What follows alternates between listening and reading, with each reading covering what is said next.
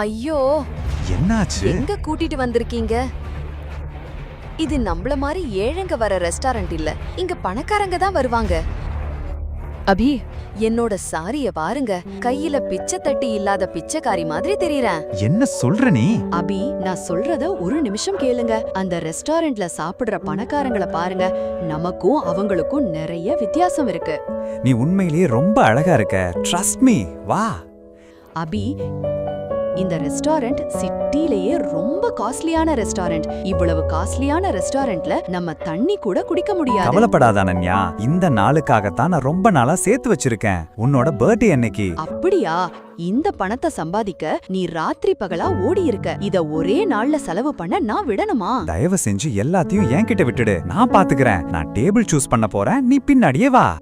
அபினவை தடுக்க அனன்யா அவசரமாக ஓடுகிறாள். அவசரத்தில் ஒரு பணக்காரன் மீது மோதிவிடுகிறாள். அவனது காஸ்ட்லியான சூட்டில் வைன் கொட்டி விடுகிறது. சாரி. டாம்! என்ன மன்னிச்சிடுங்க. நீ குருடா என்ன?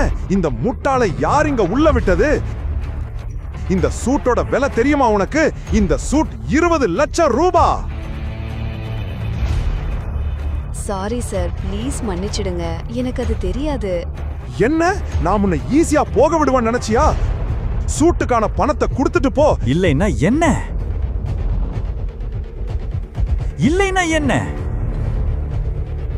ஓ வாவ், இவன் இன்னொரு பரதேசி மாதிரி இருக்கான். இந்த ரெஸ்டாரண்டோட ஸ்டாண்டர்ட் ரொம்ப குறைஞ்சு போச்சு. ஒழுங்கா என் வைஃப் கிட்ட இப்பவே மன்னிப்பு கேளு. ப்ளீஸ். நான் மன்னிப்பு கேட்கணுமா? நான் யாருன்னு உனக்கு தெரியுமா? கேளுங்க, மன்னிப்பு கேட்டுட்டு இங்க இருந்து போயிடுவோம். இவரு சிங்கானியா இண்டஸ்ட்ரியோட ஓனர். உனக்கு புரியலையா? என் வைஃப் கிட்ட மன்னிப்பு கேளு. இல்லன்னா என் வைஃப் கிட்ட மன்னிப்பு கேட்காத இந்த நாளை நீ எப்பவும் மறக்க மாட்ட. அந்த பணக்காரன் அபினவ் சொன்னதை கேட்டு கடும் கோபமடைகிறான். மொத்த ரெஸ்டாரண்டும் அவர்களை வேடிக்கை பார்த்து கொண்டிருந்தது. நான் இந்த சிட்டியோட மிக பெரிய வைர வியாபாரி. மக்கள் செல்வாக்கு, பணம், மினிஸ்டர்ஸ் எல்லாரும் என் பாக்கெட்ல இருக்காங்க. நான் நினைச்சா ஒரே சொடுக்குல நீங்க இருந்த இடம் தெரியாம அழிக்க முடியும். நான் ஒரு விரல சுடுக்குனா போதும், உன்னோட மொத்த பிசினஸும் தரமட்டமாயிடும். அந்த மனிதர் அபினவ் என்ன சொல்ல வருகிறான் என்பதை புரிந்து கொள்வதற்கு முன்பே அபினவ் தன் போனை எடுத்து யாருக்கோ ஒரு மெசேஜ் அனுப்பினான். அடுத்த நொடியே அந்த பணக்காரனுக்கு ஒரு கால் வந்தது. அவன் அதிர்ச்சி அடைந்தான். வாட்? டாட், இதெல்லாம் எப்படி சாத்தியம்?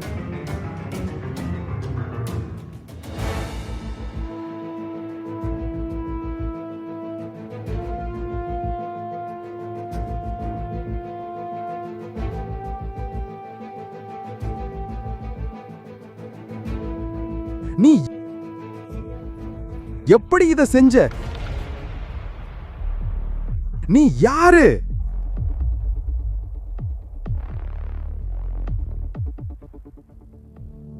அபினவ் ஒரு ஏழை மருமகன். வேலைக்காரனைப் போல வீட்டு வேலைகள் அனைத்தையும் செய்தான். இன்று அவன் யாரையோ பார்க்க போக வேண்டியிருந்தது.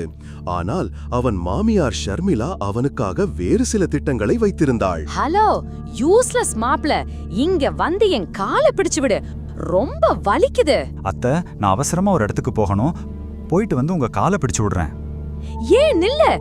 இன்னைக்கு வரைக்கும் நீ எதுவும் சம்பாதிக்க துப்பில்ல. என் பொண்ணு சம்பாதிக்கிற காசுல தான் நீ வாழற. நீ யாரையும் முக்கியமா பார்க்க போகணுமா? அப்போது அபினவின் மனைவி அனன்யா அங்கே வருகிறாள். இங்க என்ன நடக்குது? காலையில என்ன இவ்வளவு சத்தம்? காலையில நான் சத்தம் போடல, உன் யூஸ்லெஸ் ஹஸ்பண்ட் தான் சத்தம் போட வைக்கிறான். உன் முட்டாள் தாத்தா தான் இவனை உனக்கு ஃபோர்ஸ் பண்ணி கல்யாணம் பண்ணி வச்சுட்டாரு. அது மட்டும் என் இஷ்டப்படி நடந்திருந்தா அப்பவே இவனை உதைச்சு வெளியில தள்ளி இருப்பேன். அபினவ், நீ எங்க வேணா போ, ஆனா முதல்ல இவங்க வேலைய முடிச்சிட்டு போ. இல்ல அனன்யா, ஐ எம் சாரி, நான் போயே ஆகணும். அவன் அங்கிருந்து கிளம்புகிறான். இதை பார்த்த ஷர்மிளாவின் கோபம் உச்சத்தை அடைகிறது. அபினவ் தன் மாமியாரின் கோபத்திலிருந்து எப்படி தன்னை காப்பாற்றப் போகிறான்? அபினவ் இன்று அவளின் கோபத்தால் பிரச்சனையில் சிக்கப் போகிறானா? சிறிது நேரம் கழித்து அபினவ் சென்னையின் பெரிய 5 ஸ்டார் ஹோட்டல் சாஃபயரை அடைகிறான். ஆனால் அங்கேயும் அவனை யாரும் சரியாக வரவேற்கவில்லை.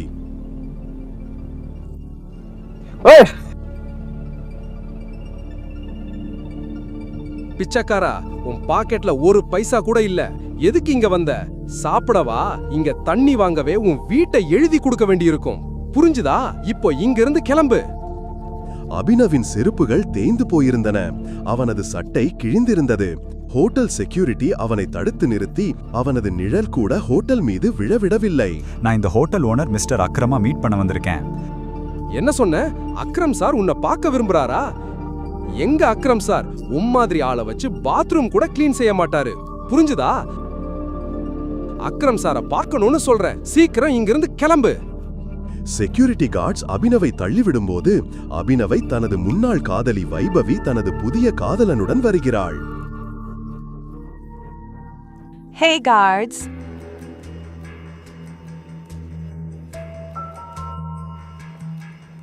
இந்த பிச்சைக்காரங்களை இப்படி விரட்டக்கூடாது. பாவம், எத்தனை நாளா சாப்பிடாம இருக்கான்னு தெரியல. ஒன்னு பண்ணுங்க, ஹோட்டல்ல மிச்ச மீதி சாப்பாடு கண்டிப்பா இருக்கும். அதை இவனுக்கு கொடுங்க.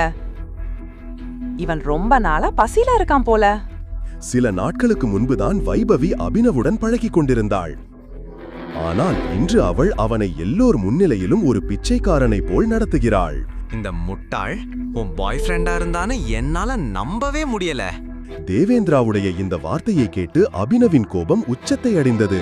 ஆனால் அவன் ஏதோ சொல்ல வருவதற்கு முன் ஒரு லக்ஸுரி கார் அங்கே வந்தது. அக்ரம் சார் வந்துட்டாரு. கார் கேட்டில் நின்றவுடன் அங்கிருந்த செக்யூரிட்டி அனைவரும் காரை நோக்கி ஓட ஆரம்பித்தனர். ஹோட்டல் உரிமையாளர் அக்ரம் அந்த காரிலிருந்து இறங்குகிறார். அக்ரமின் பார்வை அபினவை சுற்றி நின்ற கூட்டத்தின் மீது விழுகிறது. அக்ரம் தனது செக்யூரிட்டியிடம் ஹோட்டல் லாபியில் உள்ள கூட்டத்தை பற்றி கேட்கிறார். ஹோட்டல் லாபில ஏன் இவ்வளவு கூட்டம்? தெரியல சார், பிச்சைக்காரன் வந்திருக்கான், நீங்க பார்க்க வர சொன்னதா சொல்றான். என் ஹோட்டல்ல இப்படிப்பட்ட ஆளுங்களை விடாதீங்கன்னு எத்தனை தடவை சொல்லியிருக்கேன். அவனை தூக்கி வெளியே போடுங்க. Okay sir. God knows.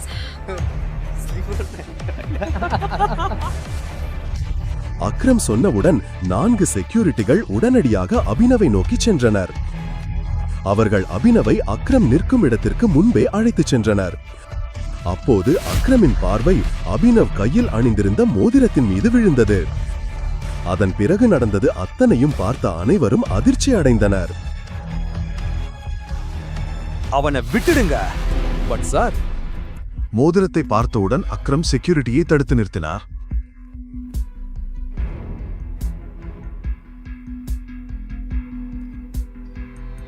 Tiger, அங்கே கோடீஸ்வரர் அக்ரம் அபினவின் காலில் விழுகிறார்.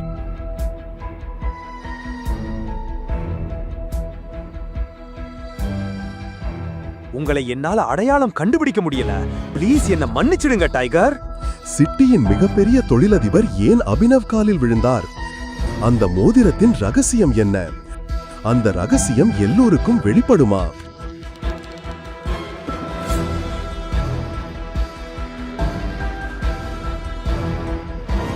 ஏன் அபினவ் அக்ரமுடனான இந்த சந்திப்பை யாரிடமும் சொல்லவில்லை? காலையில் அபினவ் அனன்யாவுக்கு டிஃபன் கொடுக்க அவள் அலுவலகத்திற்கு வந்தபோது மக்கள் அங்கும் இங்கும் அலைமோதிக் கொண்டிருப்பதை பார்த்தான். ஆனால் இன்னும் தன் ஹெட்போனுடன் இசை உலகிலேயே இருந்தான். இந்த கூட்ட நெரிசலுக்கு காரணம் சமீபத்திய முக்கிய செய்தி. Breaking news. இந்த டெண்டர் தான் சிங் இண்டஸ்ட்ரீஸின் தலையெழுத்தை மாற்றப் போகும் கடைசி நம்பிக்கை. அனன்யா மூழ்கவிருக்கும் தனது நிறுவனத்தின் படகை எப்படி கரை சேர்க்கப் போகிறார்? Guys, the situation doesn't look good. Singh இண்டஸ்ட்ரீஸை மீட்டெடுக்க இதுதான் நம் கடைசி நம்பிக்கை. சிராக் அனன்யாவின் பிசினஸ் பார்ட்னர் மற்றும் நண்பரும் ஆவார். தாத்தா இறந்த பிறகு அனன்யா சிராகை தனது பிசினஸ் பார்ட்னராக நியமித்தார். அவன் அனன்யாவின் வாழ்க்கை துணையாக வர விரும்பினான்.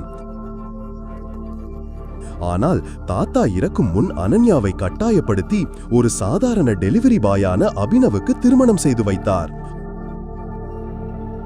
அனன்யா தனது சேரில் மிகவும் அமைதியாக அமர்ந்திருந்தாள். அப்போது அவளுக்கு அடுத்ததாக அமர்ந்திருந்த நிறுவனத்தின் சீஃப் ஃபைனான்சியல் ஆபீசர் மௌத்திக் கூறினார், அனன்யா, டெண்டர் கிடைக்காததால இன்வெஸ்டர்ஸ் எல்லாரும் பின்வாங்கிட்டாங்க. The balance sheet also doesn't look good. இது கண்டினியூ ஆச்சுன்னா நாம திவாலாகிடுவோம். மௌதேக், you know very well தாத்தா இந்த நிறுவனத்தை உருவாக்க எவ்வளவு கஷ்டப்பட்டு இருக்கிறாருன்னு. இதுல அவரோட பல வருஷ உழைப்பு, வியர்வை, கஷ்டம் எல்லாமே இருக்கு. அது மட்டும் இல்லாம இவ்ளோ சீக்கிரம் கம்பெனி திவாலாகிற நிலைமைக்கு எப்படி வரும்? அது சாத்தியமில்ல. ஏதாவது ஒரு வழி இருக்கணும்.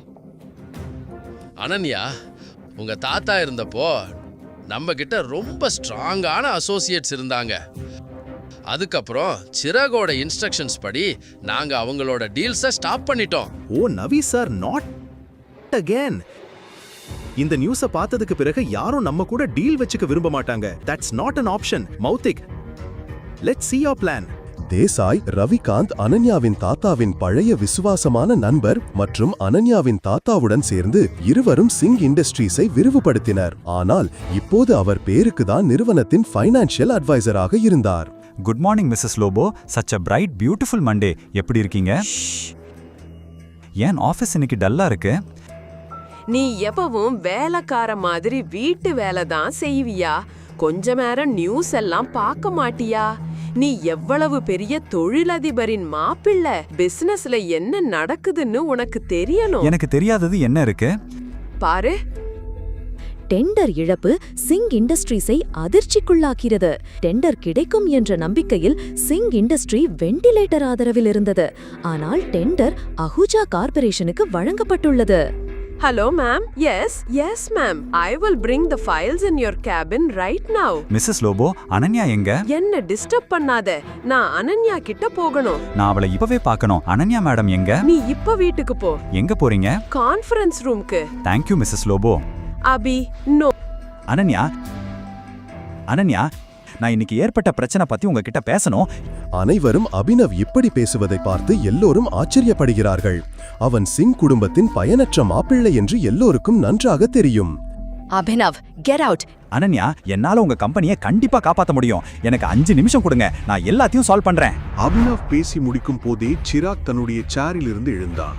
இது கான்ஃபரன்ஸ் ரூம். கம்பெனி விஷயத்தை பேச உனக்கு எப்படி தைரியம் வந்துச்சு? அனன்யா, முதல்ல இந்த ஆளை கம்பெனில இருந்து தூக்கு. இவன் உள்ள வந்ததுல இருந்து கம்பெனிக்கு கெட்ட பேர் தான். Ananya, take your own decisions. Chirag அபினவை கான்ஃபரன்ஸ் ரூமுக்கு வெளியே தள்ளினான். செக்யூரிட்டி, தாளை புடிச்சு வெளியே தள்ளுங்க. வெளியே இருந்தவர்கள் அபினவின் நிலையை பார்த்து பரிதாபப்படத் தொடங்கினர். லோபோ சிராகிடம் கேட்டுக்கொண்டார். Sir, I will take care of this matter. You can go inside for the meeting. சரி. ஓ, நீங்க ஃபைல்ஸை கொண்டு வந்துட்டீங்களா? கொடுங்க. கோபத்தில் கொதித்துக் கொண்டிருந்த சிராக் திரும்பி கான்ஃபரன்ஸ் ரூமுக்குள் சென்றான். Leave him. இவர் ஒண்ணு திருட இல்ல. இவர் உங்க அனன்யா மேடமோட ஹஸ்பண்ட், சிங் குடும்பத்தோட மாப்பிள்ளை. இதெல்லாம் உங்களுக்கு மறந்து போச்சா என்ன? Thank you Mrs Lobo. எனக்கு உங்ககிட்ட கிடைக்கிற மரியாதை அனன்யா கிட்டயும் அவங்க அம்மா கிட்டயும் கூட கிடைக்கிறது இல்ல. You idiot. Come with me right now.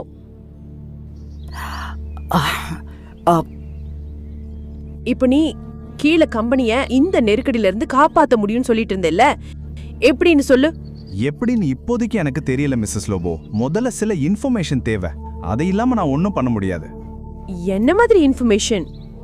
எனக்கு இந்த கம்பெனியோட இன்வெஸ்டர்ஸோட டீடைல்ஸ் வேணும், ஷேர் ஹோல்டர்ஸ் லிஸ்ட் வேணும். அப்பதான் என்ன பண்ணலாம்னு யோசிக்க முடியும். அபி, இப்பதானே பார்த்த, இவ்ளோ நடந்த அப்புறம் கம்பெனில எந்த எம்ப்ளாயும் உனக்கு ஹெல்ப் பண்ண மாட்டாங்க. அப்புறம் எப்படி நடக்கும்? ஒரு ஆள் இருக்கார், அவர் உனக்கு ஹெல்ப் பண்ணலாம். யாரு? ரவிகாந்த் தேசாய் சார். அவர் அனன்யா தாத்தாவுக்கு ரொம்ப க்ளோஸ். அது சரிதான். ஆனா இப்ப சிராக் எல்லாரையும் ஓரமா வேஸ்ட் மாதிரி ஒதுக்கி வச்சுட்டானே.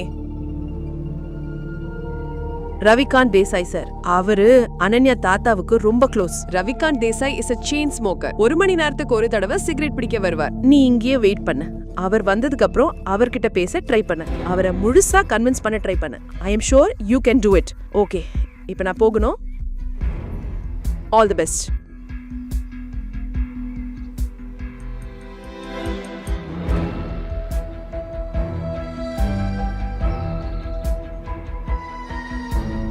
வணக்கம் மினிஸ்டர் சார், எப்படி இருக்கீங்க? அபினவ் சார், நீங்க எனக்கு கால் பண்ணிருக்கீங்களா? கண்டிப்பா என்னோட லக் தான். அட இல்லங்க, எனக்கு உங்ககிட்ட ஒரு சின்ன வேலை இருந்துச்சு. ஒரு ஏழை டெலிவரி பாயான அபினவுக்கு மினிஸ்டரை எப்படி தெரியும்? மினிஸ்டர் ஏன் அபினவிடம் போனில் இவ்வளவு பணிவாக பேசுகிறார்? அபினவ் மினிஸ்டரிடம் ஏதோ சொல்லிக் கொண்டிருந்த போதுதான் ரவிகாந்த் தேசாய் அதாவது ரவிகாந்த் அந்த இடத்திற்கு வருகிறார்.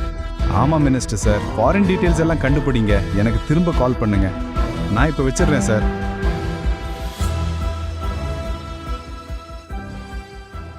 ஆமா ரவிகாந்த் சார், சிங் இண்டஸ்ட்ரீஸ் அப்புறம் ஏகே பிரைவேட் லிமிடெட் கூட மெர்ஜ் ஆனா எப்படி இருக்கும்? ஏகே பிரைவேட் லிமிடெடா? அவங்க எல்லாம் எங்க ரொம்ப பழைய அசோசியேட்ஸ் ஆச்சே. ஆனா அபினவ், உனக்கு அவங்கள பத்தி எப்படி தெரியும்? அதற்கு பிறகு அபினவ் ரவிகாந்திடம் ஏதோ ஒரு விஷயத்தை சொல்ல, அதை கேட்டதும் அவருக்கு தலையை சுற்றியது போல் இருந்தது. அவர் தன் சிகரெட்டை மீண்டும் உள்ளே வைத்துவிட்டு அபினவை கான்ஃபரன்ஸ் ரூமிற்கு அழைத்துச் சென்றார். அடே பிச்சைக்காரா, நீ இன்னும் இங்க இருந்து போகலையா? Behave your self. அனன்யா, நாம அபினவுக்கு ஒரு சான்ஸ் கொடுக்கணும். He has an excellent plan. பிளானா? தெருவில் சுத்துறவங்ககிட்டயா? இங்க பாரு, உனக்கு வயசு எவ்வளவு இருக்கோ அதை விட அதிகமா இந்த கம்பெனியை நான் நடத்தின அனுபவம் இருக்கு. நாம அபினவ் சொல்றத கேட்கணும். அவன் சொல்றதுல ஒரு பாயிண்ட் இருக்கு. எப்படி இப்படியெல்லாம் சொல்ல முடியும்? நீங்க என்ன சொல்ல வரீங்க? இந்த பிரச்சனைகளுக்கு இடையில் அனன்யா ஆழ்ந்த யோசனையில் அமர்ந்திருந்தாள். அவளுக்கு அவளுடைய தாத்தா சொன்ன விஷயம் ஞாபகத்திற்கு வந்தது. அனன்யா கண்ணு, அபினவ் உனக்கு ரொம்ப நல்ல வாழ்க்கை துணை. எப்பவும் ஞாபகம் வச்சுக்கோ. உனக்கோ இல்ல சிங் இண்டஸ்ட்ரீஸுக்கோ எப்ப கஷ்டம் வந்தாலும் அபினவ் தான் உன்னை அதிலிருந்து வெளியே கொண்டு வருவான். அங்கு நடந்து கொண்டிருந்த சண்டையை பார்த்து அனன்யா சத்தமாக கத்தினாள். சிராக், மறந்துடாத, இந்த கம்பெனி என்னோடது. எந்த டிசிஷன் எடுக்கிறதுக்கும் எனக்கு இங்க பவர் இருக்கு. Sit down.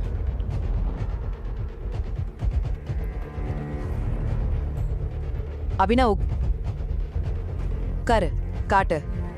சிராகை அனன்யா திட்டியதை பார்த்து அபினவுக்கு மிகவும் மகிழ்ச்சியாக இருந்தது. ரவிகாந்த் அபினவை தனக்கு அருகில் இருந்த சேரில் உட்கார வைத்தார். அதற்கு பிறகு அபினவ் தனக்கு முன் கிளாஸில் இருந்த தண்ணீரை ஒரே மூச்சில் குடித்தான். அனன்யா, எனக்கு முதல்ல கம்பெனியோட இன்வெஸ்டர்ஸ் டீடைல்ஸ் வேணும், ஷேர் ஹோல்டர்ஸ் லிஸ்ட் வேணும், அப்புறம் பேலன்ஸ் ஷீட் பார்க்கணும். அப்பதான் என்ன பண்ணான்னு யோசிக்க முடியும். This is too much. நாம இப்படி யாரோ ஒருத்தர்கிட்ட நம்ம கம்பெனியோட டீடைல்ஸை கொடுக்க முடியாது. மௌத்திக், லேப்டாப் பாஸ் பண்ணுங்க. இன்னும் இந்த கழுத பேசுறத கேட்டுக்கிட்டு இருக்கியா? போதும், நிறுத்து. Chirag, why don't you mind your language? ஏன் அபினவ் என் புருஷன்னு மறந்துடுற? 2 வருடத்தில் முதல் முறையாக அனன்யா அபினவிற்காக சண்டை போடுவதை பார்த்தான்.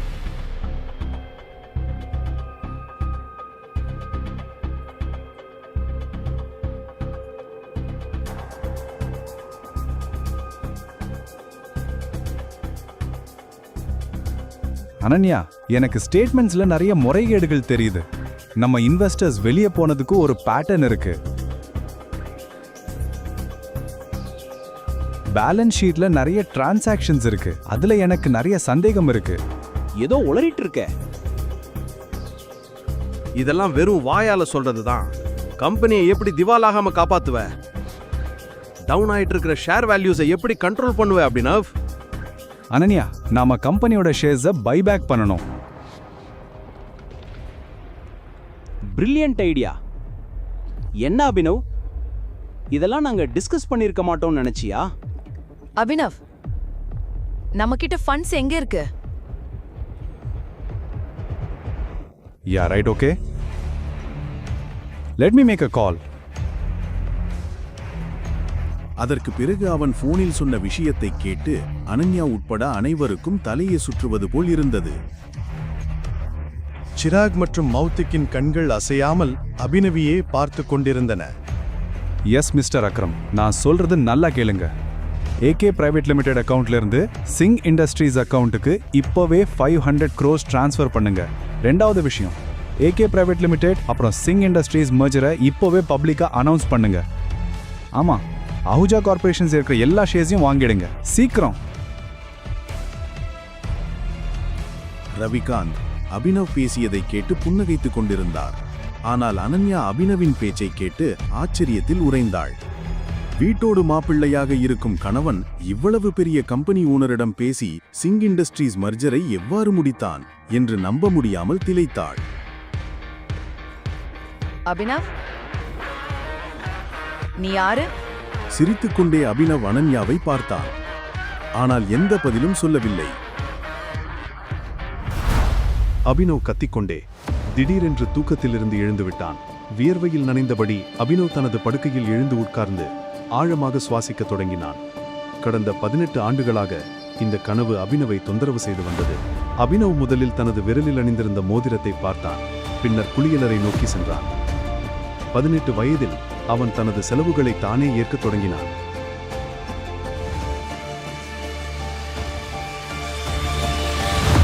அவனது வாழ்க்கையில் ஒரே ஒரு மகிழ்ச்சிதான் இருந்தது, அவனது காதலி வைபவி. வைபவியை பார்க்கும்போதெல்லாம் அவன் தனது துக்கங்களை எல்லாம் மறந்து விடுவான். இன்று வைபவியின் பிறந்த நாள் என்பதால் அபினவ் அவளை விரைவில் சந்திக்க விரும்பினான். அங்கிள், இந்த கேக் எவ்வளோ? 600 ரூபாய். இந்த பேஸ்ட்ரி ஒன்று 60 ரூபாய். ஒன்று கொடுங்க. சிறிது நேரம் கழித்து அவன் வைபவியின் வீட்டிற்கு வெளியே வந்தபோது அங்கே நிறைய வண்ணமயமான விளக்குகள் எரிந்து கொண்டிருப்பதையும் சத்தமான இசை ஒலிப்பதையும் கண்டான்.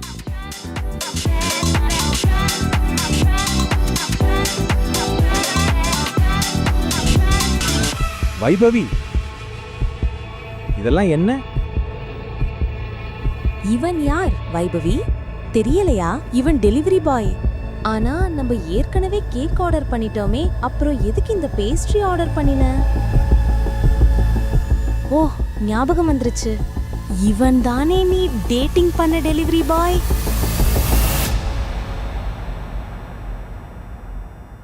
ஓ கம் ஆன் வைபவி, நீ இவ்ளோ சீப்பா நடந்துக்குவன்னு நான் நினைக்கவே இல்ல. பேப், ஹாப்பி பர்த்டே பேப். தேவேந்திரனை அபினவுக்கு நன்றாக தெரியும். அவன் ஒரு பெரிய பணக்காரரின் மகன். எப்போதும் வைபவியை சுற்றியே வட்டமிட்டுக் கொண்டிருப்பான். தேவேன் அங்கே இருப்பதைக் கண்டதும் அபினவின் மனம் வேதனைப்பட்டது. தேவேனின் கையில் ஒரு பெரிய பரிசு இருந்தது. அதற்கு முன் அபினவின் கையில் இருந்த சிறிய பேஸ்ட்ரி பை ஒன்றுமில்லை என்பது போல் தோன்றியது. நான் உன்னை பிரேக்கப் பண்றேன். வாட்? வேற என்ன? அந்த பொண்ணு எவ்வளவு நாளைக்கு இப்படி உன்ன மாதிரி ஒரு பிச்சைக்காரன் கூட பாதி பேஸ்ட்ரியை சாப்பிட்டுக்கிட்டு இருப்பா?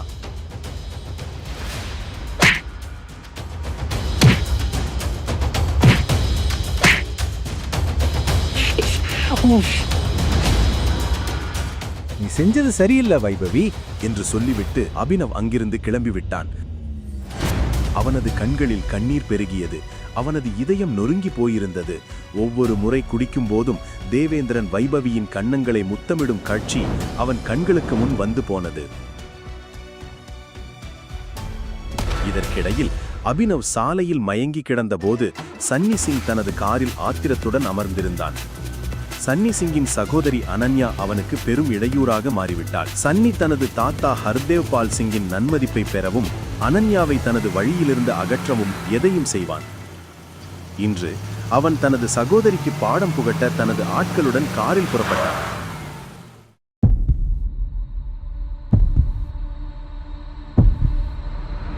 சன்னியின் ஆட்கள் அபினவை தூக்கி நேராக அறை எண் 409 நுழைந்தனர். அவனோட ட்ரெஸ்ஸை கழட்டிட்டு அவனை பெட்ல படுக்க வை. அவன் ட்ரெஸ்ஸை கழட்டு என்று அவன் அவர்களிடம் மிக மெதுவாக சொன்னான்.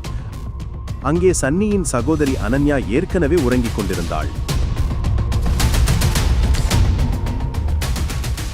காலையில் அபினவ் புரண்டு படுத்தபோது அவனது கை ஒரு மென்மையான கையுடன் மோதியது. அபினவ் விழித்தெழுந்து பார்த்தான். அவன் ஒரு அந்நிய பெண்ணின் அருகில் படுத்திருந்தான்.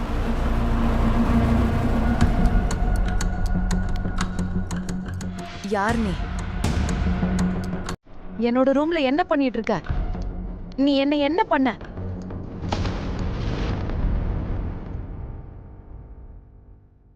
சீ, உன்னை என் தங்கச்சின்னு சொல்றதுக்கு வெக்கமா இருக்கு. உன் மேல எனக்கு முன்னாடியே சந்தேகம் இருந்தது. நான் தாத்தா கிட்ட நிறைய தடவை சொல்லிட்டேன். ஆனா அவர் ஒவ்வொரு தடவையும் என் அனன்யா அப்படி செய்ய மாட்டான்னு சொன்னாரு. ஆனா உங்க அனன்யா இப்படி செஞ்சுட்டான்.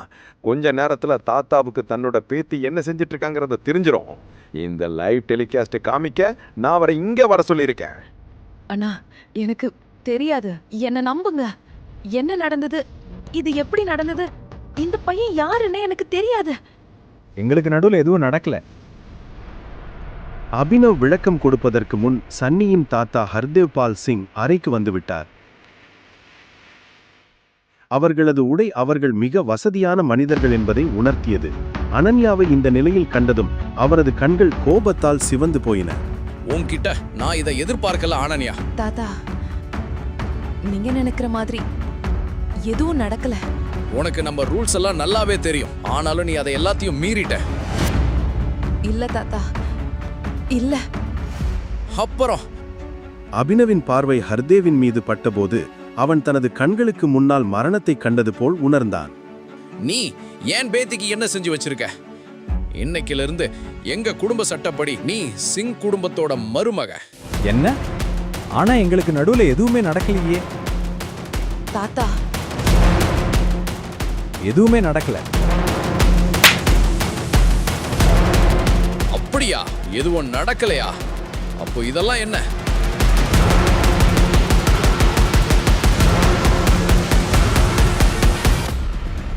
அபினவ் எதையும் புரிந்து கொள்வதற்கு முன் ஹர்தேவின் ஆட்கள் அவனை தாக்கத் தொடங்கினர். ஹர்தேவின் வயதை கருதி அபினவ் தன்னை கட்டுப்படுத்திக் கொண்டான். அனன்யா, இவனை ஹாஸ்பிட்டலுக்கு அனுப்பு. அவனும் சாயங்காலம் அக்ரமோட பார்ட்டிக்கு ரெடி ஆகட்டும். அப்புறம் அக்ரமோட பார்ட்டில இவன் உன் கூட கண்டிப்பா இருக்கணுங்கிறத ஞாபகம் வச்சுக்கோ.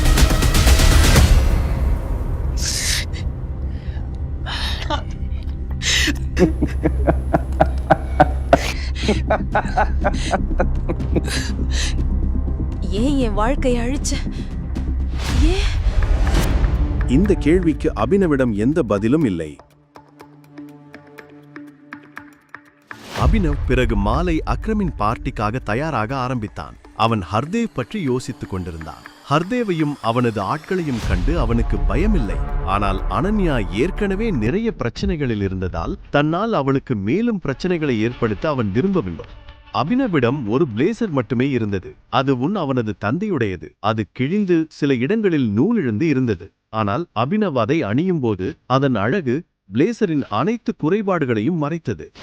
அபினவின் யூகம் சரிதான். அனன்யாவின் வீடு மிகவும் பிரம்மாண்டமாக இருந்தது. அவள் ஒரு பணக்கார குடும்பத்தைச் சேர்ந்த பெண். அனன்யாவின் செருப்பு அபினவ் ஒரு மாதம் சம்பாதிக்கும் பணத்தை விட அதிகம்.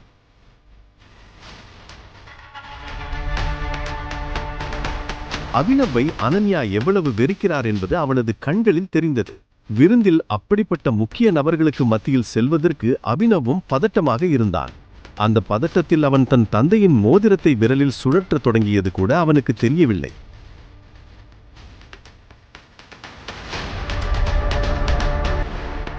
இந்த மோதிரத்தை கழட்டுங்க.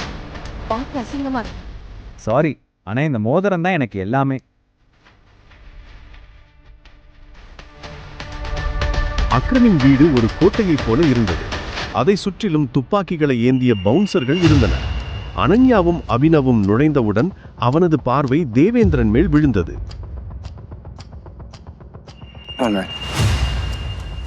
நீங்க என்ன பண்ற பாஸ்? அவர் என் கணவர். அனன்யா, உனக்கு பைத்தியம் பிடிச்சிருச்சா? இந்த தெருவுல சுத்துறவனுக்கிட்ட என்ன இருக்குன்னு அவனை போய் கல்யாணம் பண்ணிருக்க? உன் நாக்கு அடக்கு. அமைதியா இல்லனா என்ன பண்ணுவ? சொல்லு, நீ என்ன பண்ணுவ? தேவேந்திரனும் ஆத்திரமடைந்தான். அபினவ் அவன் மீது கையோங்க போகும்போது அவர்களின் சண்டையை பார்த்து விருந்து ஏற்பாட்டாளர் அக்ரம் அங்கே வந்தார். இங்க என்ன நடக்குது?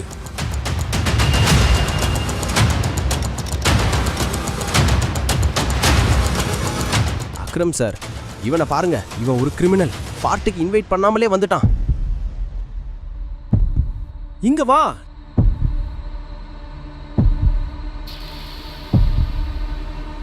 நீ யாரு? இப்படி இங்க வந்த? ஆக்சுவலி அவர் என்னோட ஹஸ்பண்ட். அக்ரம் அனன்யாவை நம்பவில்லை. உன்னை இந்த பார்ட்டிக்கு யாரும் இன்வைட் பண்ணல. அதனால நான் போலீஸ் கூப்பிடுறதுக்கு முன்னாடி இங்க இருந்து வெளியில போயிரு. Thank you Akram sir. அனன்யா, நீயும் இந்த பிச்சைக்காரங்கிட்ட இருந்து தள்ளியே இரு. நில்லு.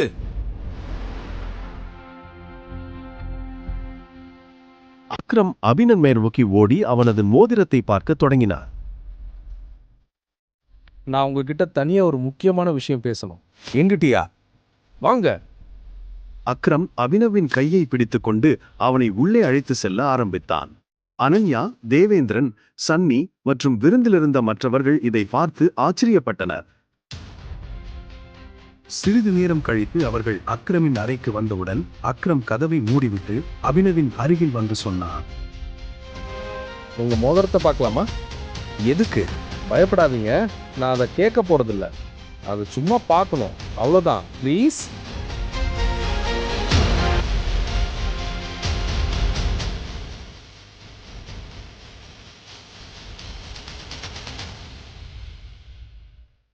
Tiger,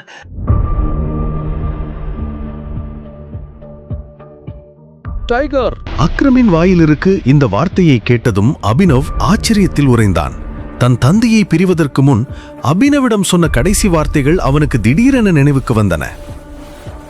run tiger, run tiger, run! ஆனால் அபினவ் அதிர்ச்சி அடைந்தான். அக்ரமிற்கு இவையெல்லாம் எப்படி தெரியும் என்று அவனுக்கு புரியவில்லை. கடைசியா உங்களை கண்டுபிடிச்சிட்டேன் டைகர். டைகர்? ஆமா, கடந்த 18 வருஷமா உங்களை தேடிக்கிட்டு இருந்தேன். நீங்க தான் எங்க டைகர், எங்களோட ஆயிரக்கணக்கான கோடி சாம்ராஜ்யத்தோட வாரிசு. நாங்க 3 ஃப்ரெண்ட்ஸ் சேர்ந்து ஆரம்பிச்சோம். நானும், உங்க அப்பா சஞ்சய் கார்வாலும், அப்புறம் ராணா அக்னிஹோத்ரி.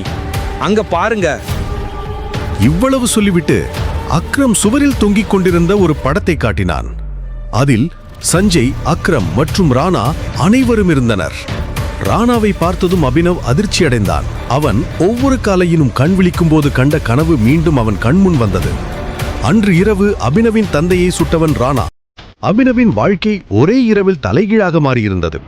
தனக்கு என்ன நடந்தது என்று அவனால் இன்னும் நம்ப முடியவில்லை. அவன் கையில் தன் தந்தையின் படம் இருந்தது. ஆனால் அந்த புகைப்படத்தில் ராணா அவனை கோபமான கண்களுடன் பார்த்து கொண்டிருந்தான். அவனுக்கு வாய்ப்பு கிடைத்தால் தன் தந்தையின் மரணத்திற்கு இப்போதே பழிவாங்கி விடுவான். கேட்க மறந்துட்டேன். இத்தனை வருஷமா எங்க போனீங்க? எங்க இருந்தீங்க? அப்பா போனதுக்கு அப்புறம் நான் ஒரு அனாதை இல்லத்துல வளர்ந்தேன். பல வருஷத்துக்கு அப்புறம் அங்கே இருந்து கிளம்பி என் படிப்புக்காக பணம் சேர்க்க வேலை செய்ய ஆரம்பிச்சேன். ஆனா அந்த டைம்ல நீங்கெல்லாம் ஏன் என்ன தேடல? டைகர், நான் உங்களை தேட முயற்சி பண்ணலான்னு இல்லை. நான் உங்ககிட்ட சொன்னது போல உங்க அப்பா போனதுக்கு அப்புறம் மாஃபியா உலகத்துல ஒரே பிரச்சனையா இருந்துச்சு. நாங்க அதையும் உங்களை தேடுற வேலையும் செஞ்சுட்டு தான் இருந்தோம். ஆனா நாளாக ஆக உங்க முகமும் மாறி போச்சு. அதனால உங்களை கண்டுபிடிக்கிறது ரொம்ப கஷ்டமா இருந்துச்சு. இப்போ உங்களை கண்டுபிடிச்சாச்சு. இப்போ மாண்டியும் மற்றவங்களும் உங்களை பார்த்தா ரொம்ப சந்தோஷப்படுவாங்க. மாண்டி பெயரை கேட்டதும் அபினவுக்கு கோபம் வந்தது. மாண்டி ஒரு துரோகியின் மகன். அபினவ் அந்த துரோகியின் மகனை சந்திக்கவோ பேசவோ விரும்பவில்லை. ஆனா அப்பா இந்த மாஃபியா குரூப் பத்தி என்கிட்ட எதுவுமே சொன்னதில்லை. அவர் நினைச்சிருந்தா சொல்லியிருக்கலாம். நீங்க அப்போ சின்ன பையன். ஒருவேளை அதனால தான் சஞ்சய் உங்களை இதெல்லாம் விட்டு தள்ளி வச்சிருந்திருப்பாரு. ஆனா என்னை நம்புங்க, நான் உங்களை கண்டுபிடிக்க ரொம்ப கஷ்டப்பட்டேன். இப்போ உங்களை கண்டுபிடிச்சாச்சு. தி மாஃபியா கிங் திரும்பவும் உயிர் பெறும். சியர்ஸ்! அபினவின் மனதில் மீண்டும் அந்த பதவி உயர்வு பெறுமா போன்ற பல கேள்விகள் எழுந்தன. ராணாவின் ரகசியம் அக்ரமிற்கும் மற்றவர்களுக்கும் ஏன் தெரியவில்லை? ஒரு துரோகியின் மகன் ஏன் அபினவின் சிம்மாசனத்தில் அமர்ந்திருக்கிறான் என்று அவனால் புரிந்து கொள்ள முடியவில்லை. அபினவ் தனக்குத்தானே பதில் சொல்வதற்கு முன் அக்ரம் அபினவிடம் வந்து 50 கோடி ரூபாய் காசோலையை கொடுத்தான். இதோ இதை வச்சுக்கோங்க. டைகர் பொசிஷன் உங்களுக்கு கிடைக்கிற வரைக்கும் இது உங்களுக்கு தேவைப்படும். அபினவ் அக்ரமின் கையிலிருந்து காசோலையை வாங்கி பார்த்தான். அவன் வாழ்க்கை தலைகீழாக மாறியிருந்தது. ஆனால் இன்னும் பல கேள்விகளுக்கு அவனுக்கு பதில் கிடைக்கவில்லை. இன்னொரு விஷயம், இப்போதைக்கு உங்களோட உண்மையான அடையாளம் யாருக்கும் தெரியக்கூடாது. சோ இப்ப வரைக்கும் நீங்க எப்படி இருந்தீங்களோ அப்படியே இருங்க, சரியா? அபினவ் சம்மதித்து தலையிசைத்தான். இருவரும் அறையை விட்டு வெளியே வந்தனர். இதற்கிடையில் அனன்யா அபினவும் அக்ரமும் இருந்த அறையின் கதவை கவலையுடன் பார்த்து கொண்டிருந்தாள். இருவருக்கும் இடையில் என்ன நடக்கிறது? அபினவ் வெளியே வர ஏன் இவ்வளவு நேரம் எடுத்துக்கொள்கிறான் என்பதை அறிய அவள் ஆவலுடன் இருந்தாள். அபினவ் இன்னைக்கு அந்த மோசமான மெடிசினை தான் டேஸ்ட் பண்ண போறான் போல. ரொம்ப சோகமா இருக்குல்ல? கல்யாணத்துக்கு அப்புறம் அந்த பாவப்பட்டவன் என்ஜாய் பண்றதுக்கு முன்னாடியே செத்து போயிடுவான். இதை கேட்டதும் அனன்யா அதிர்ச்சி அடைந்தாள். யாரையாவது கொல்வது அக்ரமிற்கு பெரிய விஷயம் அல்ல என்று அவளுக்கு தெரியும். அக்ரம் சார் இவனை மாதிரி சாக்கடைகளை சும்மா விட மாட்டார், தொடச்சி எடுப்பாரு. பாரு, இவனும் உயிரோட இருக்க மாட்டான். கல்யாணம் ஆனதுக்கு அப்புறம் சாகிறதுன்னு சொல்லுவாங்கல்ல, அந்த பழமொழி உண்மையாகும். இதை கேட்டு அனன்யாவுக்கு வருத்தமாக இருந்தது. அடுத்தவர் மரணத்தில் எப்படி யாராவது மகிழ்ச்சி அடைய முடியும்?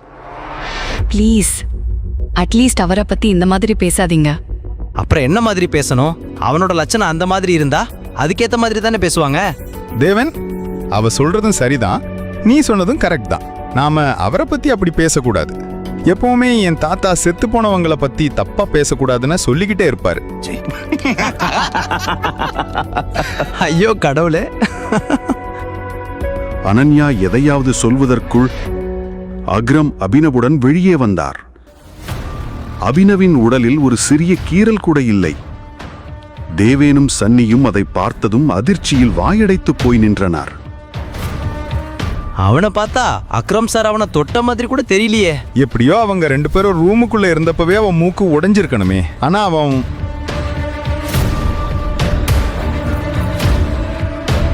லேடிஸ் அண்ட் ஜென்டில்மேன், நான் உங்களுக்கு ஒருத்தரை அறிமுகப்படுத்த விரும்புறேன். இவர்தான் அபினவ், என் பழைய டிரைவரோட பையன். இவர் எனக்கு ரொம்ப நெருக்கமானவர். அக்ரம் அபினவை எல்லோருக்கும் அறிமுகப்படுத்தியதும் தேவேனும் சன்னியும் சந்தோஷமாக இருந்தார்கள். ஆனால் அனன்யா அதை கேட்டு அதிர்ச்சி அடைந்தாள். Enjoy the party please. இதையடுத்து அக்ரம் அபினவை தனியாக விட்டுவிட்டு மற்றவர்களை சந்திக்கச் சென்றார். தேவேனும் சன்னியும் ஏன் அக்ரம் அபினவுக்கு இவ்வளவு முக்கியத்துவம் கொடுக்கிறார் என்று இன்னும் புரிந்து கொள்ளவில்லை. சன்னி மற்றும் தேவேன் அவனை பற்றி என்ன நினைத்தார்கள் என்பதை அபினவ் பொருட்படுத்தவில்லை. அன்று இரவுதான் தான் கண்ட தந்தையின் முகம் மட்டுமே அவன் கண்முன் வந்து சென்றது. ராணா சஞ்சயை சுட்ட இரவு அவனுக்கு நினைவிருந்தது. அபினவுக்கு ராணா தன்னை சுட்டதும் ஆனால் அதிர்ஷ்டவசமாக உயிர் பிழைத்தான் என்பதும் நினைவிருந்தது.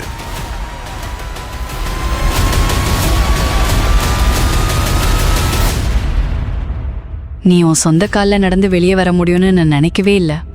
அப்படியா? என்ன பத்தி அவ்வளோ கவலையா உனக்கு? ஓ ப்ளீஸ், எனக்கு கவலையே இல்லை. ஆனா நீ உன்னை பத்தி கவலைப்படு. நீ உயிரோட இருக்கணும்னா கொஞ்சம் கவனமா இரு. அக்ரம் சார் உன்கிட்ட என்ன சொன்னாரு சொல்லு. தேவை மாதிரி ஒரு கழுதை உன்கிட்ட ஏதாவது கேள்வி கேட்டா அதுக்கு பதில் சொல்லாதன்னு சொன்னார். உன்னனா?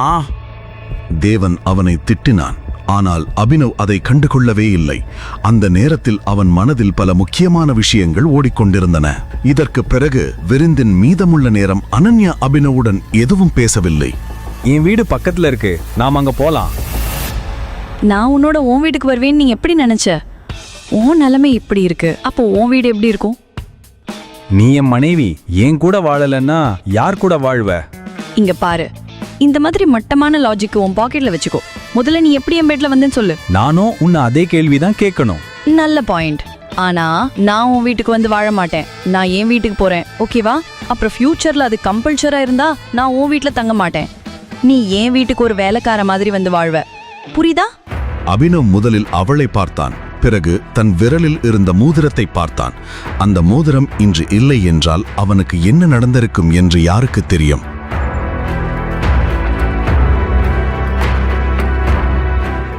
மறுநாள் காலை அபினவின் அலாரம் ஒலித்த போது அவன் அதே கனவை மீண்டும் கண்டு கொண்டிருந்தான். அலாரம் சத்தத்தை கேட்டு அவன் திடுக்கிட்டு எழுந்து தன் படுக்கையில் அமர்ந்தான். எழுந்ததும் இத்தனை வருடங்களுக்கு பிறகு தன் தந்தையின் நிறுவனத்தை உயிருடன் வைத்திருந்ததற்காக அவன் முதலில் அக்ரமுக்கு மனதார நன்றி கூறினான். அபினவ் படுக்கையிலிருந்து எழுந்து வேலைக்கு தயாராக ஆரம்பித்தான். அக்ரமின் கூற்றுப்படி அவனது டெலிவரி பாய் வேலை அவனது அடையாளத்தை மறைக்க மிகவும் உதவியாக இருக்கும். அபினவ் அக்ரம் கொடுத்த செக்கை தன் பாக்கெட்டில் வைத்துக்கொண்டு வீட்டிலிருந்து கிளம்பினான். 1 மணி நேரம் கழித்து அவன் தன் பைக்கில் அலுவலகத்திற்கு வந்து காரிடாரில் நடந்து செல்லும்போது பின்னாலிருந்து ஒரு குரல் கேட்டது. ஏய், டெலிவரி பாய்! அது ஹரிஷ், அவனது சக ஊழியன். அவன் அலுவலகத்தில் வேலை செய்யாமல் அபினவை கேலி செய்ய பணம் பெற்றான். என்ன ஏதாவது வேணுமா? எனக்கு லேட் ஆகுது. ஏய், நீ மீட்டிங் போறியா? பாஸ் உன்னை கூப்பிடுறாரு. அப்புறம் பிரதர், நேத்து யாருக்கும் சொல்லாம எங்க போன? உங்க அப்பா கல்யாண ஊர்வலத்துக்கு போனியா என்ன? இதை கேட்டதும் அபினவின் நரம்புகள் கோபத்தால் வெடித்துவிடும் போலிருந்தது. ஒரே அடியில் ஹரிஷின் அனைத்து பற்களையும் அவனால் உடைத்திருக்க முடியும். ஆனால் அவன் தன்னை அமைதிப்படுத்திக் கொண்டு பதில் சொல்லாமல் தன் பாஸின் கேபினுக்கு சென்றான். Good morning sir. இந்த காலையில குட்டா இருக்கிறது என்ன? இந்த கேள்விக்கு அபினவிடம் பதிலில்லை. அதனால் அவர் பாஸ் தொடர்ந்தார். நேத்து யார்கிட்டயும் சொல்லாம எங்க கிளம்பி போன? இதற்கும் அபினவிடம் பதிலில்லை. அவன் தன் பாஸ் இடம் ஒரு சாக்கு சொல்லி இருக்கலாம். ஆனால் அபினவ் பொய் சொல்ல விரும்பவில்லை. நேத்து அவ்வளோ டெலிவரி இருந்துச்சு, ஒன்னால எங்களுக்கு எவ்வளோ நஷ்டம் ஆச்சுன்னு தெரியுமா? ஆனா சார், எனக்கு மாசத்துக்கு ஒரு கேஷுவல் லீவ் இருக்கு. ஒன்னால எந்த வேலையும் செய்ய முடியாது. ஆனா இங்க வந்து சண்டை போடுற இந்த கம்பெனி உன் அப்பாவோடதா? இதை கேட்டதும் அபினவுக்கு கோபம் தலைக்கேறியது. அவன் கோபத்தால் தன் கைமுஷ்டியை மடக்கி தன் பாஸை முறைத்தான். என்ன முறைக்கிற? உன் சாமானங்களை எடுத்துட்டு இது கிளம்பு. You are fired. இதை கேட்டதும் அபினவ் அதிர்ச்சி அடையவில்லை. உண்மையில் இது போன்ற ஒன்று தனக்கு விரைவில் நடக்கும் என்று அவனுக்கு தெரியும். அவன் பாஸும் தேவேனுக்கும் ஒருவரை ஒருவர் நன்கு தெரியும். நேற்று விருந்தில் தேவேன் அபினவுக்கு பதிலளித்த விதம், தேவன் மாதிரி ஒரு கழுதை உங்ககிட்ட கேள்வி கேட்டா அதுக்கு பதில் சொல்லாதன்னு அவர் என்கிட்ட சொன்னார். இது இன்னைக்கு நடக்கலனாலும் என்னைக்காவது ஒரு நாள் நடக்கும் என்பதை அபினவ் புரிந்து கொண்டான். ஓகே, பிரச்சனை இல்லை, நான் கிளம்புறேன். நான் வேலை பார்த்த முழு மாச சேலரியா கொடுங்க. சேலரி? நீ பண்ண நஷ்டத்துக்கு உன் சம்பளத்துல ஈடு கட்டுறதுன்னா நீ இன்னும் பாக்கெட்ல இருந்து 10,000 ரூபாய் எனக்கு தரணும். நான் உன்னை கேட்கலன்னு சந்தோஷப்படு. அதனால அமைதியா இங்கிருந்து கிளம்பு.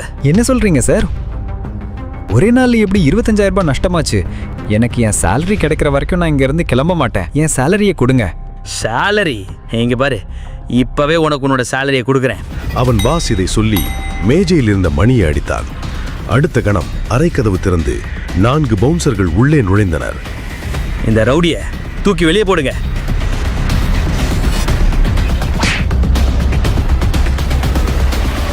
பாஸ் இதை சொன்னதும் அவர்கள் 4வரும் அபினவை தாக்க விரைந்தனர்.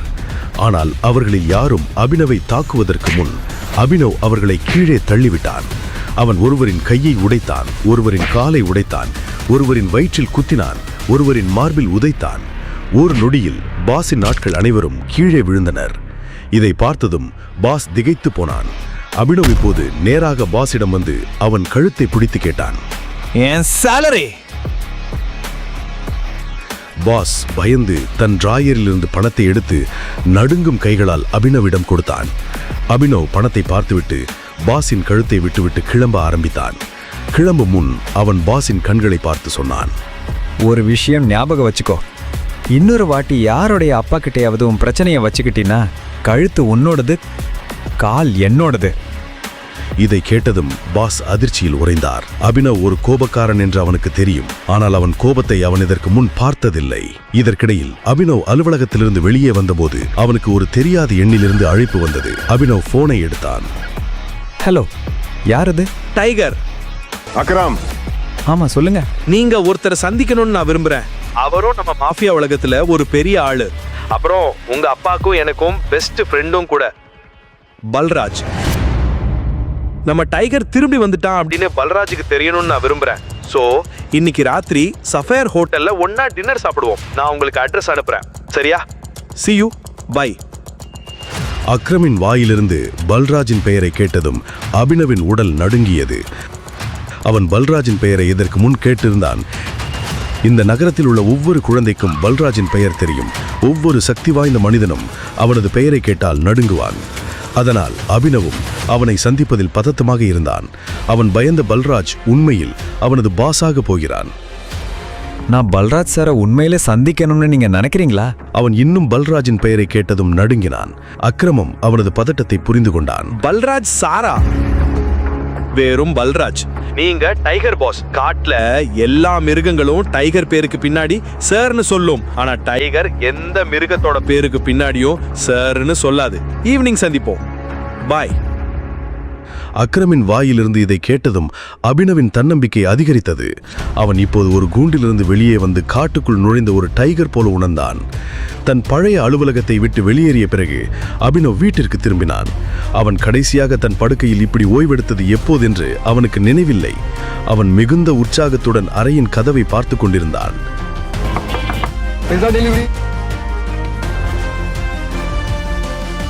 சார், ஆர்டர் 500 ரூபாய் தான். ஆனா நீங்க 1000 ரூபாய் கொடுத்திருக்கீங்க. நீங்க டெலிவரி பசங்க ரொம்ப கஷ்டப்பட்டு உழைக்கிறீங்க நண்பா. இந்த 500 ரூபாய் உன் டிப். Thank you sir.